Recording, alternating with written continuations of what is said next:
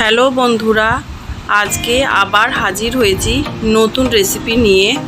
আজকে তোমাদের সঙ্গে আমি দুটো রেসিপি শেয়ার করব। একটি হলো ডিমের কারি আর একটি হলো কাঁচকলার ভর্তা।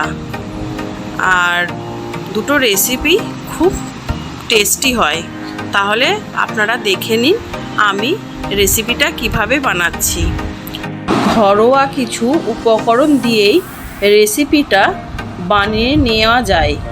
তাহলে দেখুন আমি কিভাবে বানাচ্ছি, আর ভিডিওটা স্কিপ না করে সম্পূর্ণ দেখুন। কাঁচকলার ভর্তা যখন বানাবো কাঁচকলা তো লাগবে, তাই দেখুন কাঁচকলাগুলো আমি ছাল ছাড়িয়ে ছোট ছোট করে টুকরো করে কেটে নিচ্ছি। ঠিক এইভাবেই আপনারা কেটে নেবেন। আর এদিকে ডিমের কারি বানানোর জন্য আলুটা আমি একটা বড় সাইজের আলু নিয়েছি। আলুটাও আমি ছোট ছোট করে টুকরো টুকরো করে কেটে নেব। ঠিক এইভাবেই আপনারা কেটে নেবেন। আর কারি বানানোর জন্য লাগবে একটা পেঁয়াজ। আমি পেঁয়াজটা কুচি কুচি করে কেটে নিচ্ছি। আর লাগবে আদা রসুন। আদা রসুনটা আমি আগে থেকেই পেস্ট করে রেখে দিয়েছি। এখন আমি কাঁচকলাগুলো জল দিয়ে প্রেসারে 2-3টে সিটি দিয়ে নেব। আর এইদিকে কড়াই বসিয়ে কড়াইয়ে আমি আলু আর ডিম একসাথে সিদ্ধ করে নেব। আলুগুলোকে আমি হাফ সিদ্ধ করে তুলে নেব, আর ডিমগুলোকে একটু পরে তুলব। তারপর কড়াইয়ে অল্প তেল দিয়ে আমি অল্প যে সিদ্ধ করে রেখেছিলাম যে আলুটা, সে আলুটা আমি ভালো করে ভেজে নেব। আর অল্প ভাজার সময় আমি আর অল্প লবণ দিয়ে ভালো করে ভেজে নেব।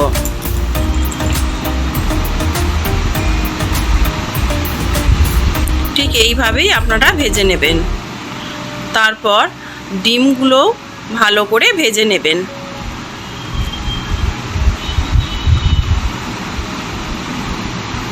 ডিমগুলোকে এইভাবে উল্টে পাল্টে আপনারা ভেজে নেবেন।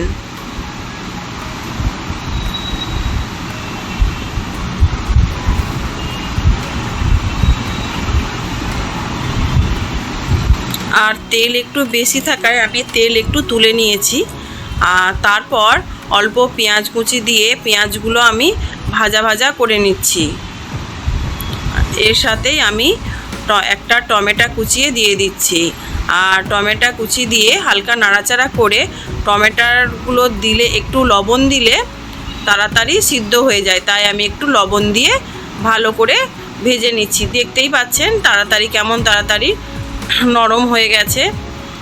এখন আমি হাফ চামচ রসুন বাটা, হাফ চামচ আদা বাটা দিয়ে ভালো করে কষে নিচ্ছি।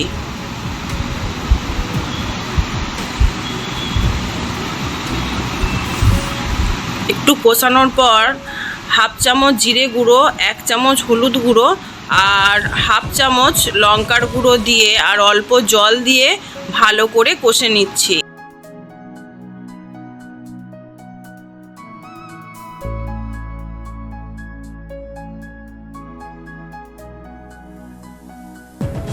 তারপর ভেজে রাখা আলুগুলো দিয়ে আরও একটু ভালো করে কষে নিতে হবে।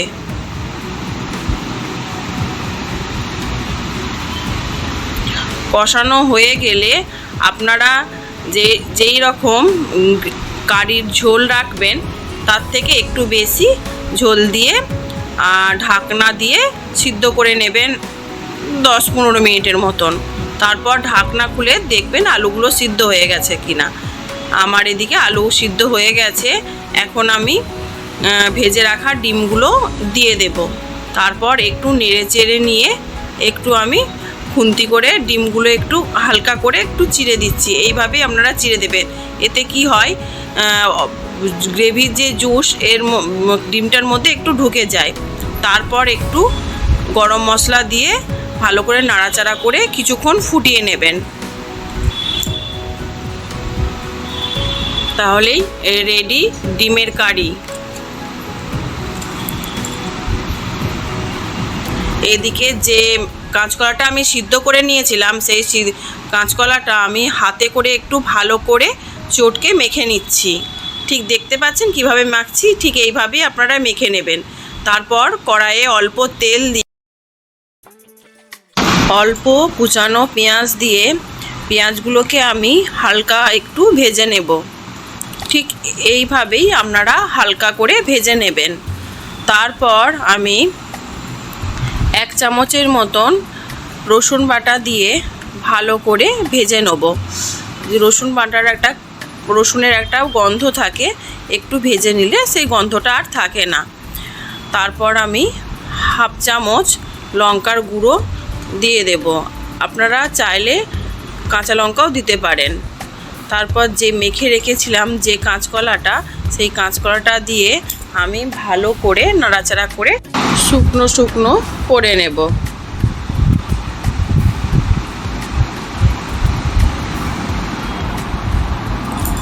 আর ভাজার সময়, কাঁচকলাটা ভর্তা বানানোর সময় আমি অল্প লবণ দিয়ে ভালো করে ভেজে নিচ্ছি।